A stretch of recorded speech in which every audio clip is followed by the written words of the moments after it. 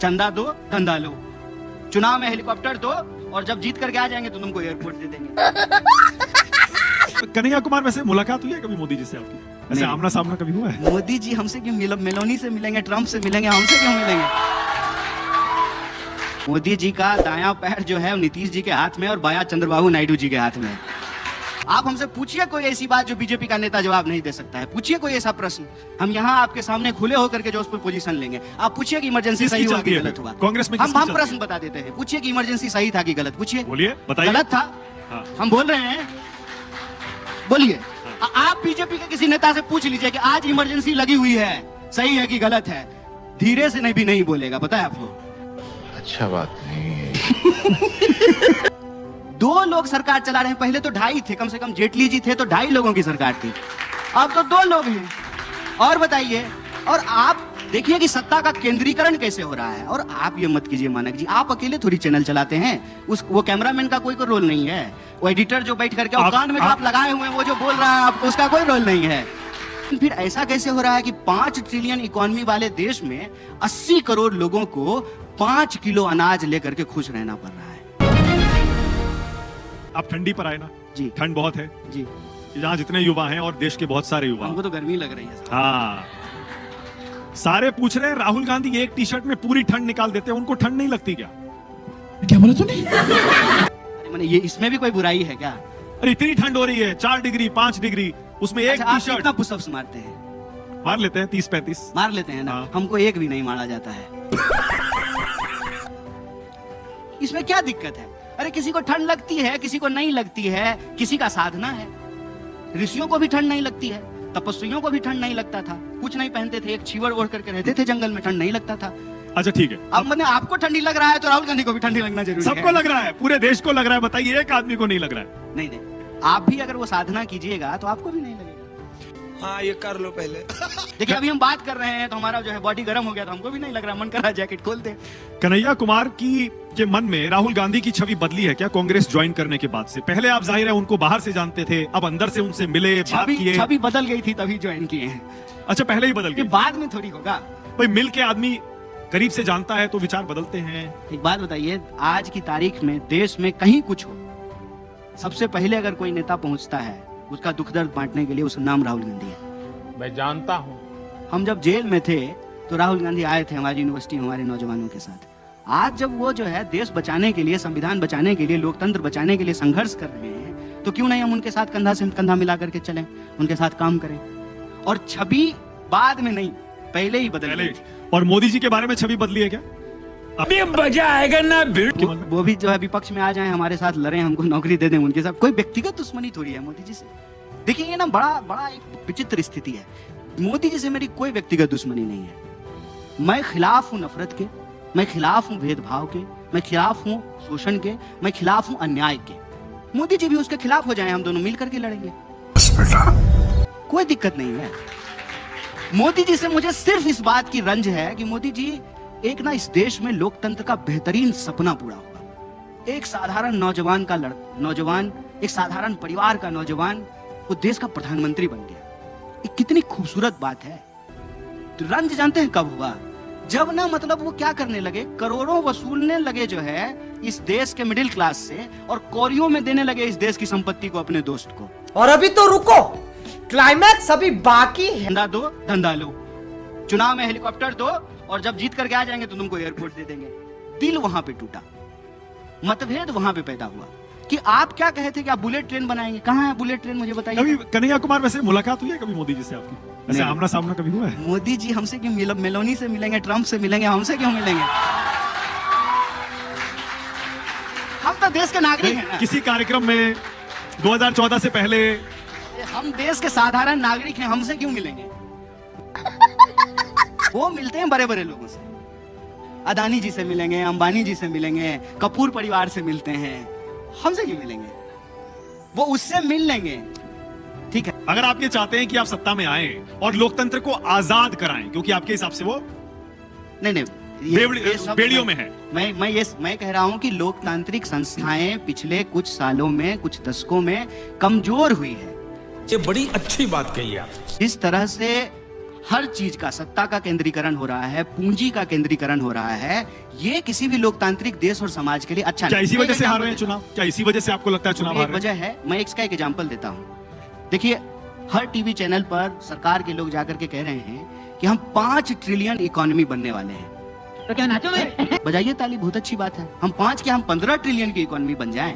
लेकिन फिर ऐसा कैसे हो रहा है कि 5 ट्रिलियन इकोनॉमी वाले देश में 80 करोड़ लोगों को 5 किलो अनाज लेकर के खुश रहना पड़ रहा है? क्या बात है सर, क्या बात है सर। ऐसा कैसे हो रहा है कि इस देश के नौजवानों को 55% यूथ है इस देश में, उनको 5,000 की नौकरी नहीं मिल रही है, और एक अमीर अपने बेटे की शादी में 5,000 करोड़ रुपया खर्च करता है। और तुम्हें शर्म है कुछ? कन्हैया भाई, ये जो अगर प्रश्न है- अगर इतने गंभीर मसले हैं, जी।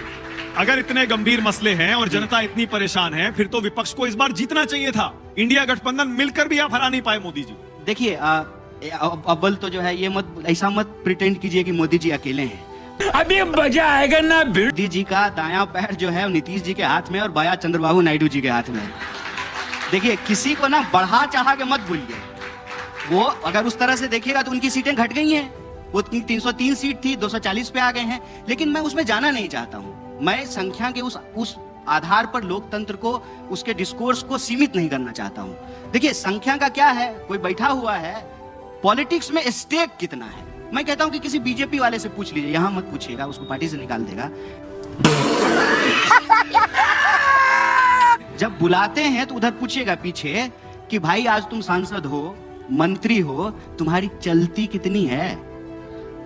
खाली साइन ही करते हो कि डिसीजन मेकिंग में तुम्हारा कोई स्टेक है? 2 लोग सरकार चला रहे हैं, पहले तो 2.5 थे, कम से कम जेटली जी थे तो 2.5 लोगों की सरकार थी, अब तो 2 लोग हैं। और बताइए, और आप देखिए कि सत्ता का केंद्रीकरण कैसे हो रहा है। और आप ये मत कीजिए मानक जी, आप अकेले थोड़ी चैनल चलाते हैं, वो कैमरामैन का कोई रोल नहीं है, वो एडिटर जो बैठ करके और कान में जो आप लगाए हुए हैं, वो जो बोल रहा है आपको, उसका कोई रोल नहीं है। आपके यहाँ भी आप बस हवा निकल गई। आपके यहाँ भी पार्टी 1-2 ही लोग चलाते नहीं, हैं। बिल्कुल राहुल नहीं। गांधी की चलती है? बिल्कुल नहीं है। क्या बात करते हैं आप, मुझे सिर्फ पूछिए। राहुल गांधी की चलती है? बिल्कुल ऐसा नहीं है, यही तो मैं कह रहा हूँ। ये ऐसा नहीं है। आप हमसे पूछिए कोई ऐसी बात जो बीजेपी का नेता जवाब नहीं दे सकता है। पूछिए कोई ऐसा प्रश्न। हम आग लगा दी, आग लगा दी, आग लगा दी। हम यहाँ आपके सामने खुले होकर के जो उस पर पोजीशन लेंगे। आप पूछिए कि इमरजेंसी किसकी सही हुआ चलती कि है? गलत हुआ। कांग्रेस में हम किसकी चलती प्रश्न बता देते हैं। पूछिए कि इमरजेंसी सही था कि गलत। पूछिए। बोलिए, बताइए। गलत था। हाँ। हम बोल रहे हैं, बोलिए। आप बीजेपी के किसी नेता से पूछ लीजिए कि आज इमरजेंसी लगी हुई है, सही है कि गलत है। धीरे से नहीं भी नहीं बोलेगा, पता है आपको। ये फर्क होता है। अच्छा, राहुल की नहीं चलती है तो किसकी चलती है? उनकी भी में? चलती है, सबकी चलती है। कांग्रेस पार्टी किसी एक व्यक्ति की पार्टी थोड़ी है। कांग्रेस पार्टी हजारों करोड़ों कार्यकर्ताओं की पार्टी है, सबकी चलती है। एक बात बता देते हैं, कांग्रेस पार्टी में राहुल जी का विरोध करके भी आप कांग्रेस में रह सकते हैं। बीजेपी में आप मोदी जी का विरोध करके बीजेपी में नहीं रह सकते हैं, इस बात को याद रखिएगा। मैं जानता हूं। अच्छा, अरविंद केजरीवाल पर अपने विचार बताइए। देखिए अरविंद केजरीवाल और उनकी 10 साल की सरकार के बारे में आप क्या सोचते हैं? देखिए, अरविंद जी सबसे पहले तो पढ़े लिखे व्यक्ति हैं। किसी को भी जो है एस्पायर करेंगे। बोलिए, हम लोग जब पढ़ रहे थे स्कूल में तो क्या सुकेश जी क्या बनना चाहते थे? इंजीनियर तो इंजीनियर बने। फिर क्या बनना चाहते हैं? ब्यूरोक्रेट तो ब्यूरोक्रेट बने। फिर क्या बनना चाहते हैं? नेता। तो वो तीनों एम्बिशन कंप्लीट कर लिए हैं। तो इस विचार से जो है कोई भी उनको अपना रेफरेंस पॉइंट बनाएगा। 10 साल के शासन को आप देखेंगे, नो डाउट उन्होंने जो है स्कूल को राजनीति के केंद्र में लाया, पानी, हवा, बिजली को राजनीति के केंद्र में लाया। लेकिन परफॉर्मेंस को अगर देखेंगे, मैं भी जो है पिछले 10 साल से ज्यादा समय से दिल्ली में रह रहा हूं, मतलब पढ़ाई लिखाई यहीं पे हुई है। जितना कहते थे ना, उतना डिलीवर नहीं कर पाए, ये सच है। यही नहीं, अभी और सुनिए। इसमें कोई लाग लपेट नहीं है। मैं अरविंद जी के साथ गठबंधन में रहूंगा, तब भी उनके मुंह पे बोलूंगा, और आज जब उनके साथ गठबंधन नहीं है तब भी उनके लिए बात बोल रहा हूं। देखिए, हमारी ना कोई मजबूरी नहीं है किसी की चापलूसी करना। अगर चापलूसी ही करना होगा, मैं एक बड़े मजेदार बात बताता हूं। मेरा हरियाणा का एक दोस्त है, बोला भाई साहब गुही खाना होगा तो हाथी का खाएंगे। कितना मजेदार बात बोला है वो। चापलूसी ही करना होगा तो ट्रंप का करेंगे। बीच में मिडिल मैन क्यों चाहिए? चापलूसी ही करना होगा तो अदानी का करेंगे क्या सर? बीच में मिडिल मैन क्यों चाहिए? आपकी पार्टी कंफ्यूज रहती है अरविंद केजरीवाल पे। अजय माकन कहते हैं देशद्रोही हैं, पूरी पार्टी कहती है अरविंद केजरीवाल भ्रष्ट हैं, शराब घोटाला देखिए हमने उठाया था। अब फिर गठबंधन भी कर लेते हैं। देखिए, और अब कहते हैं कि उन्होंने काम नहीं किया। अभी पता चल जाएगा। देखिए हम पर्सनल अटैक नहीं कर रहे हैं, लेकिन एक बार आप हमको भाभी से मिलाइए, वो भी आपको लेके कंफ्यूज रहती होंगी। एक जो है मतलब कांग्रेस और आम आदमी पार्टी का रिश्ता भैया भाभी जैसा है। मतलब ये है कि आपको ना पति पत्नी है। आपको सच को ना पूरी आंख से देखना होता है। एक व्यक्ति में सिर्फ अच्छाई नहीं होती और सिर्फ बुराई नहीं होता है। अरविंद जी जब बीजेपी के खिलाफ लड़ते हैं तो हमारे सहयोगी हैं। अरविंद जी जब लेकिन हमारे खिलाफ लड़ेंगे तो हमारे विरोधी होंगे। इसमें कंफ्यूजन क्या है मुझे बता दीजिए तो। अरे मैं क्या बताऊं, मैं क्या बताऊं। देशद्रोही है? देशद्रोही है? नहीं देशद्रोही नहीं है ना। अजय माकन ने क्यों कहा फिर? अजय माकन जी ने दिए तो अजय माकन जी इसका जवाब देंगे। आपके नेता हैं? लेकिन मेरा मानना है कि इस देश में देशद्रोही बनाने का ठेका बीजेपी ने नहीं रखा है। वो स्टिकर, वो इमोजी होता है ना आप लोगों के उसमें इंस्टाग्राम पे, तो देशद्रोही वाला इमोजी लेकर के बीजेपी घूम रही है। गजब बेइज्जती है। ज्यादा आप सवाल पूछ दीजिएगा तो आपके भी मुंह पे चिपका देगी। ये जो है देशद्रोही बनाने का ठेका बीजेपी के पास है।